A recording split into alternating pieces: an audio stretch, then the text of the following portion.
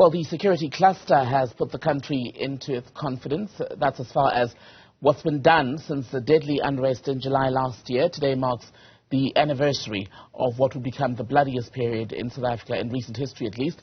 Well, the ministers, in a briefing a short time ago, say they've implemented most of the recommendations from the expert panel report on the deadly riots that claimed the lives of at least 354 people. Businesses suffered billions of rands worth of losses. There was also significant damage to infrastructure. Let's take you live to the venue for that briefing. Bring in our reporter Ziyanda Ngcobo, who was in the room. And Ziyanda, speak to us about the implementation of the recommendations and what exactly has actually been done. So you recall, Tembegile, that Dr. Newzroom Afrika, who led that panel which wrote that report, had actually suggested that there be a national security strategy that is crafted in consultation with the citizens of this country. And, the ministers here were probed to say how far are they with that, because the Africa report had cited that this was a matter of urgency, not only from the Africa report, but from Dr. Sidney Mufamadi's reports as well. And so far as the implementation is concerned, statistics were given to us, by the ministers, and acknowledging some of the factors outlined by Dr. Newzroom Afrika. In fact, I want us to listen to what Defence Minister Thandi Modise had to say in relation to that report and what they've done so far. It is time for reflection and an update on the progress that we have made in implementing the recommendations that were made by the expert panel led by Professor Newzroom Afrika, which was appointed by President Cyril Ramaphosa.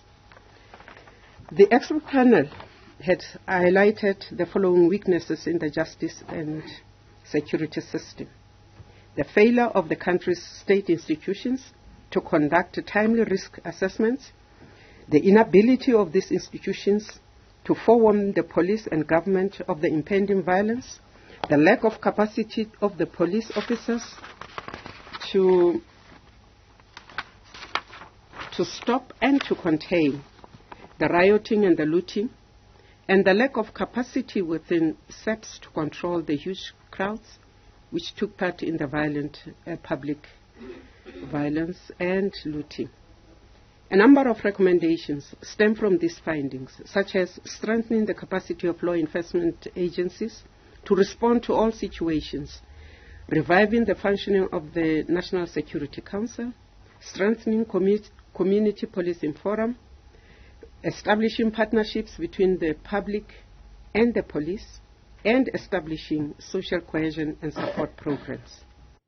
And Ziyanda, soon after the unrest, a lot was said about finding the instigators, the masterminds behind those days of violence that ultimately, as we've been saying, resulted in the deaths of more than 350 people. How many have actually been brought to book? How many have been arrested, taken to court even?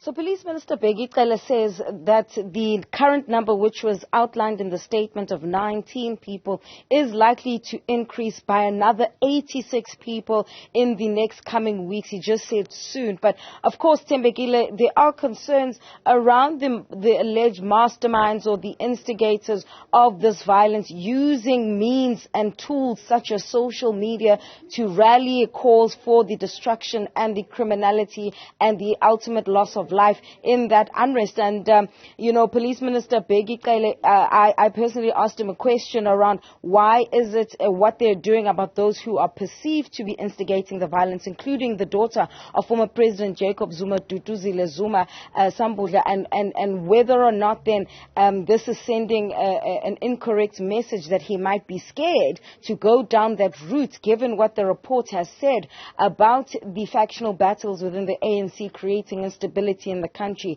Look, Tembegile, they seem to be presenting a confident front when it comes to those arrests, and are saying a lot of it now lies with the prosecution's team or the prosecutorial authority. Let's listen to what Bheki Cele had to say in terms of the statistics when it comes to how many cases have been opened, how many have been arrested, and how far we are with those matters. There are 86 more people of interest from the DPCI on this one. 86 more. I did say that. So those 19 are not the only. In a not very distant future, that will come up. The question is their credentials. I don't know their credentials. What is the credential of making crime? You decide to make crime. You don't need a credential to make crime. But these 19 people, 2 dropped. I would not know. Maybe the prosecution would know better why those cases will be dropped. Maybe insufficient, maybe withdrawn. I guess the cases, rather than dropped, are withdrawn. Maybe that's a correct one.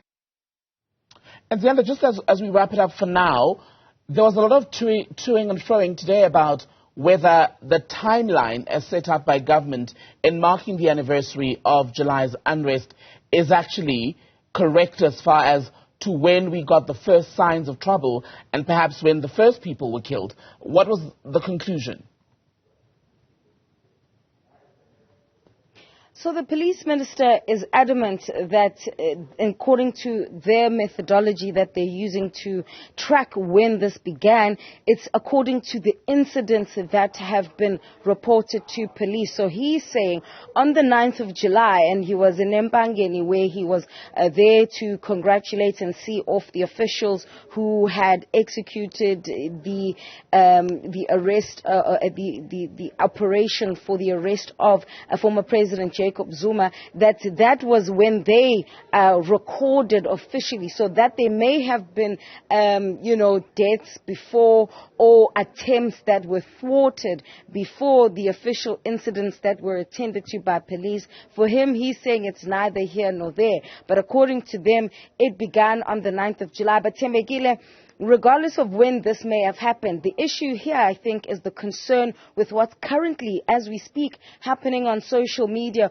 with that hashtag national shutdown, which you'll recall when the unrest last year began, it seemed like the run-of-the-mill kind of hashtag running on social media, shutdown SA, which escalated into real-life, chaos and catastrophe, really, where there was organized spontaneity, as the Africa report notes, but there was also instances of opportunism.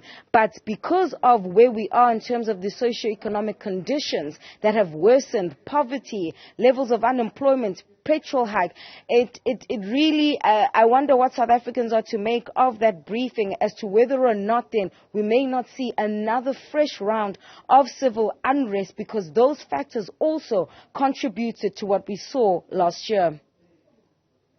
From the venue of that briefing by the ministers from the security cluster, Ziyanda, for now, thank you.